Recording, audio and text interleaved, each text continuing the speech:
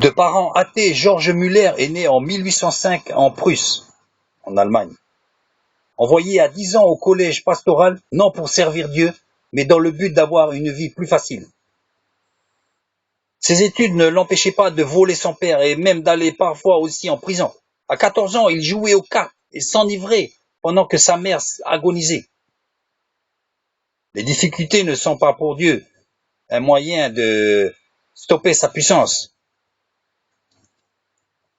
Pourtant, son désir d'obtenir cette place de pasteur le ressaisit et conscient, il se remit à travailler dur, parfois des journées de 18 heures. À 20 ans, ce fut un tournant dans sa vie, quand il fut saisi par la vue de personnes à genoux pour prier. Il en fut tellement impressionné qu'il prit l'habitude de prier dans cette position, allant même jusqu'à lire la Bible 100 fois à genoux. Peu de temps après, Müller reçoit enfin l'appel de la mission. 2 personnes marquèrent profondément sa vie. Le premier, A.H. Frank, mort en 1727 et fondateur d'orphelinat, et dans lequel il se trouvait, et le deuxième, M. Graves. Ce dernier, bien que dentiste, avec une situation aisée de 7 500 $ par an, laissa tout tomber pour devenir missionnaire en Perse, c'est-à-dire l'Iran actuel. Il décida de ne s'appuyer que sur l'aide de la Providence, suivant en cela l'exemple de son illustre prédécesseur, M. Frank. C'était un dévoreur de Bible. Il l'a probablement lu 300 fois dans son intégralité. Le Seigneur m'a aidé à abandonner les commentaires et à faire de la simple lecture de la parole de Dieu l'objet de ma méditation.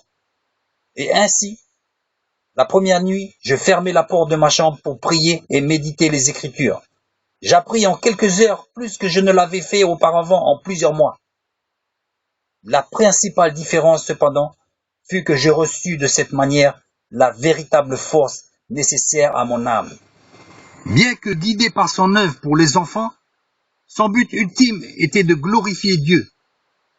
Sa méthode était, premièrement, lire la Bible et la méditer. On en vient à connaître Dieu par la prière et la méditation de la parole. Deuxièmement, s'efforcer de garder un cœur intègre et une bonne conscience. Troisièmement, si nous voulons voir croître notre foi, il ne faut pas chercher à éviter ce qui met à l'épreuve et dont elle peut sortir grandie. Il faut que nous laissions Dieu agir et non essayer de nous libérer nous-mêmes. Laisser Dieu agir dans le temps construira une foi solide. Souvent, sans le sou, il en vint presque à reconnaître que son système de foi était poussé à l'extrême. Cependant, à chaque fois, la satisfaction d'une réponse divine le fortifia dans sa foi. Ne voulant rien devoir à personne, Romains 13, verset 8, et n'avoir aucune dette, Müller se fixa la règle de n'acheter jamais à crédit, mais de tout payer comptant. De même, il se résolut à n'employer l'argent qu'il recevait uniquement dans le but auquel il était destiné.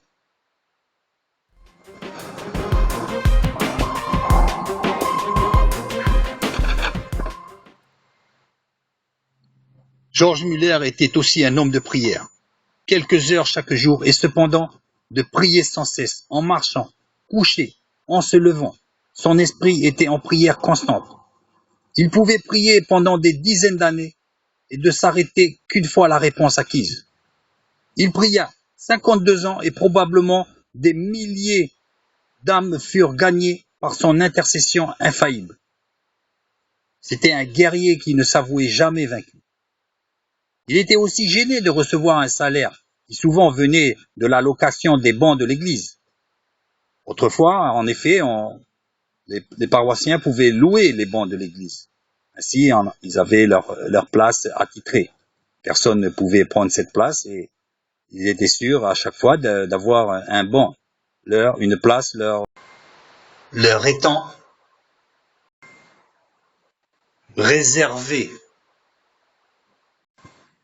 Leur étant réservé.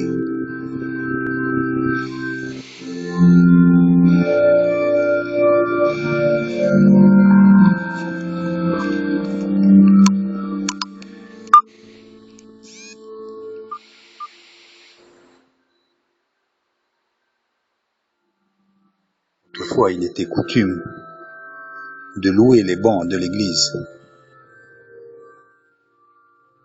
ce qui assurait un revenu pour le pasteur.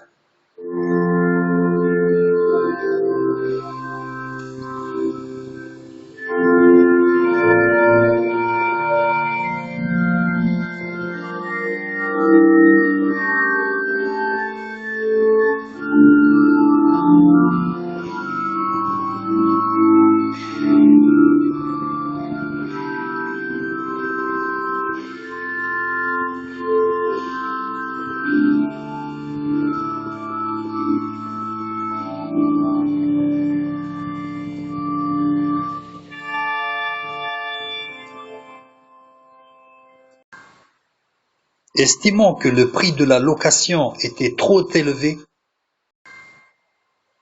estimant que le prix de cette location était trop élevé, un piège pour le prédicateur et aussi un obstacle au progrès spirituel de l'Église. On remarque ainsi que George Muller ne se conformait pas aux habitudes de son siècle, ce qu'il aurait pu faire, mais constamment renouvelé par l'Esprit de Dieu, inventé sans cesse, innové et créé. Muller était un précurseur.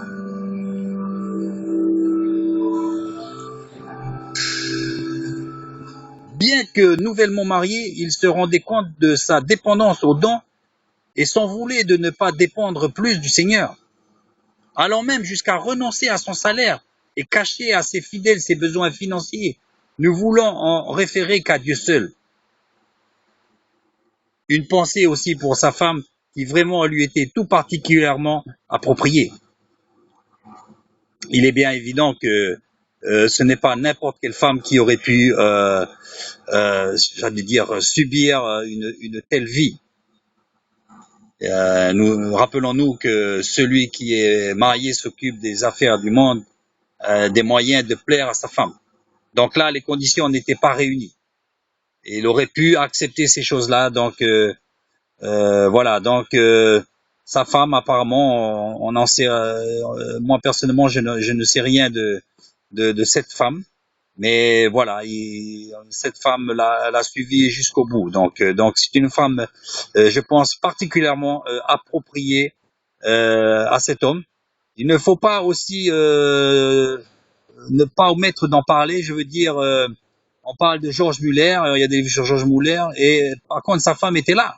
Elle était bien là. On n'en parle pas, mais elle était bien là. Donc, qui lui repassait certainement la chemise, lui faisait le ménage, etc. Des choses précieuses, la nourriture, s'occuper de la maison. Donc un clin d'œil, un coup de chapeau à cette femme, donc qui lui était particulièrement approprié, Madame Muller. Donc voilà, alors voir alors Dieu agir dans de telles circonstances lui procurer ses plus grandes joies. Donc voilà, donc l'optique de ce frère, c'est que vraiment il pensait que, évidemment, si un pasteur a un salaire conséquent, évidemment il pensait ne pas pouvoir voir vraiment l'œuvre de Dieu comme il devrait le voir. Donc c'est vrai que en se mettant volontairement dans des situations assez démunies, quoi. Donc il pourrait voir la gloire de Dieu, il pourrait voir Dieu agir, et c'est ce qu'il voulait vraiment, j'allais dire par-dessus tout, de voir vraiment se manifester la puissance de Dieu. Il est vrai par ailleurs que ça serait vraiment frustrant pour quelqu'un qui serait dans le ministère de ne voir pas l'action du Saint-Esprit, l'action de Dieu dans son Église, sur lui, autour de lui. Donc on pourrait se poser des questions. Hein. Donc lui, il ne voulait pas faire les choses à moitié.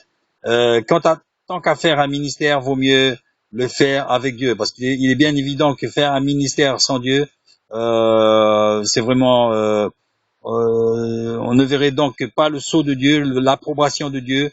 Rappelons-nous que Dieu confirme sa parole par des miracles et des signes, etc. Et il est bien évident que si la parole de Dieu n'est pas confirmée, c'est que on n'a probablement pas le sceau de Dieu sur nous. la confirmation, Dieu ne confirmerait pas nous aussi nos paroles qui seraient en fait nos paroles, pas les paroles du Seigneur.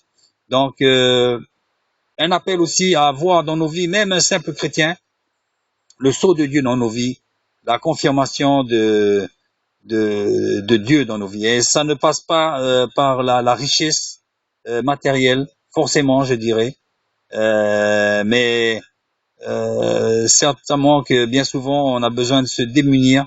Même au niveau de la connaissance biblique et spirituelle, on a besoin de se démunir, de se vider pour que Dieu puisse nous remplir. Hein? Un appel à devenir comme les enfants, pour que Dieu puisse nous utiliser, à être plus humble, moins imbu de nos personnes, de notre science, quelle qu'elle soit, de nos versets, de nos années d'études bibliques, de nos années de présence à l'église. Ça, c'est des considérations humaines. Donc, recherchons le sceau de Dieu. Il est bien évident que George Muller n'est pas le seul à être de cette stature. Il y en a bien d'autres, mais bon, voilà, il m'est advenu de lire le livre à ce frère, et donc voilà une partie de l'histoire de ce frère. La suite maintenant.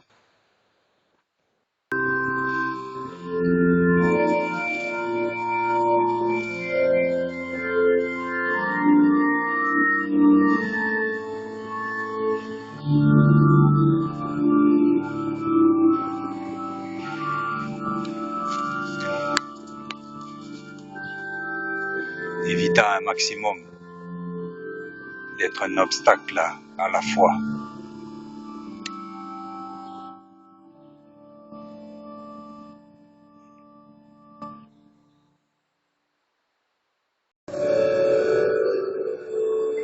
Muller était un précurseur.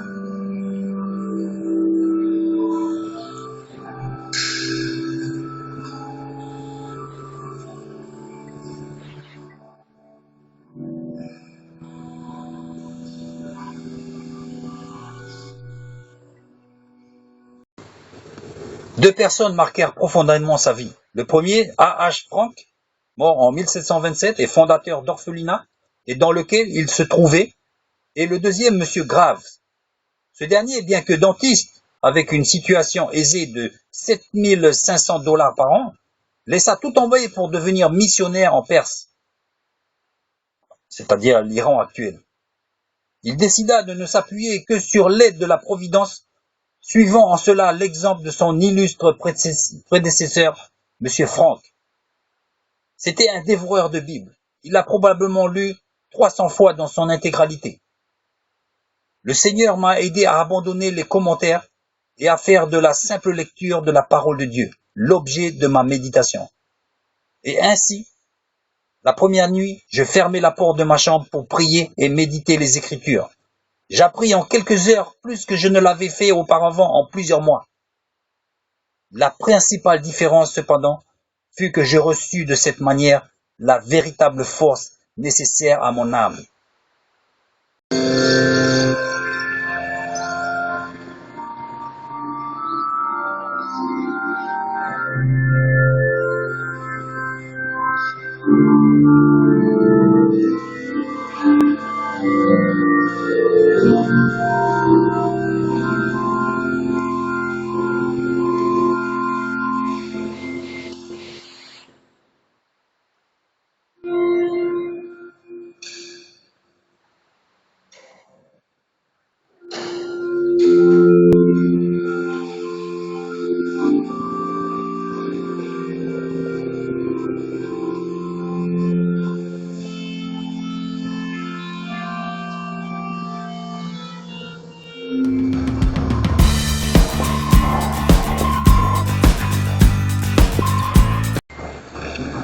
Ému par la condition des enfants des rues, il se mit à les inviter chez lui pour un petit déjeuner, suivi d'un enseignement biblique.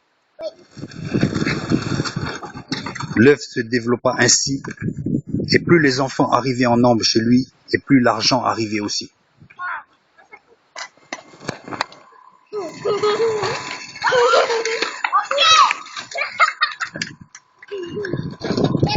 Partez de la télé, malheureusement.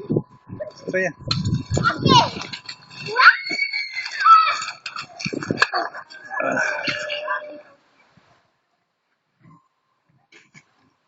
Impressionné par les psaumes 81, verset 11, il demanda à Dieu de l'argent et des frères compétents pour s'occuper de ses enfants.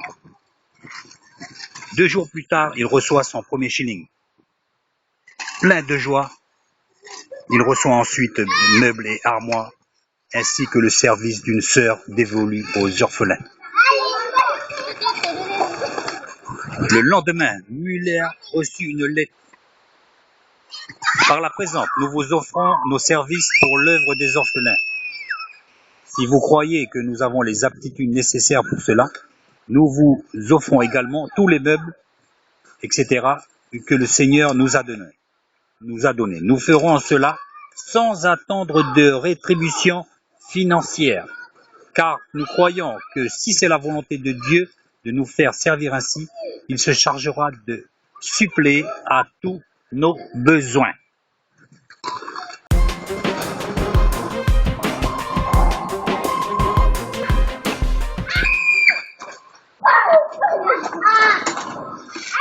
Muller tenait inscrit dans son carnet toutes les demandes faites au Seigneur et encouragea les frères à faire ainsi. Fort de son expérience, il constata qu'une heure de prière suivie de 4 heures de travail était plus efficace que 5 heures de travail sans prier.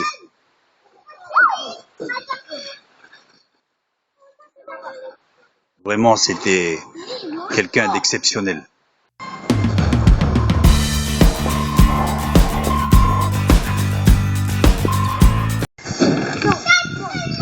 Bien que guidé par son œuvre pour les enfants, son but ultime était de glorifier Dieu.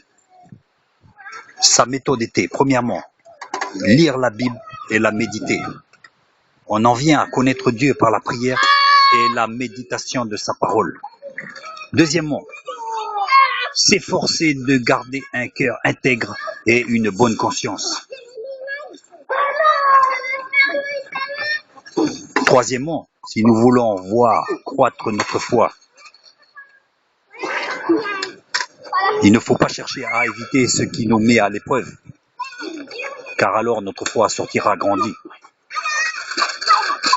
Il faut que nous laissions Dieu agir. Agir et non essayer de nous libérer par nous-mêmes. Car ainsi, laisser Dieu agir dans le temps nous construira une foi solide.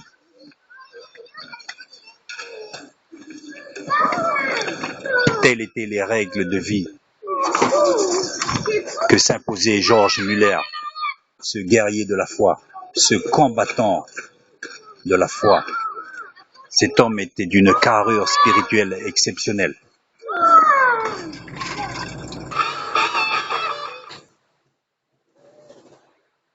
Sous l'apparence souriante du frère Muller George, se cachait une ténacité à toute épreuve. Rien ne pouvait arrêter cet homme. Et à la vue de la misère de ses enfants, il fut résolu à les aider et à leur offrir un toit.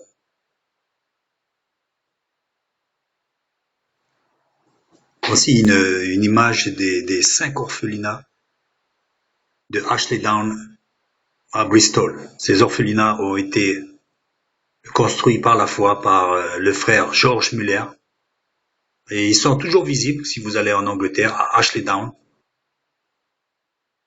On pense que plus de 10 000 orphelins sont passés dans ces bâtiments.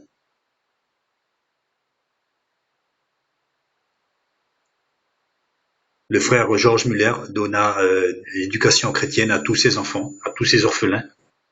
Il avait en outre la charge de à peu près 117 écoles, plus de 120 000 enfants. Beaucoup d'eux étaient orphelins, sans compter tous les missionnaires auxquels George Muller s'occupait d'une manière ou d'une autre, en leur fournissant du salaire ou de la nourriture, suppléée à je pense, certains de ses besoins. Voici un exemple concret de la foi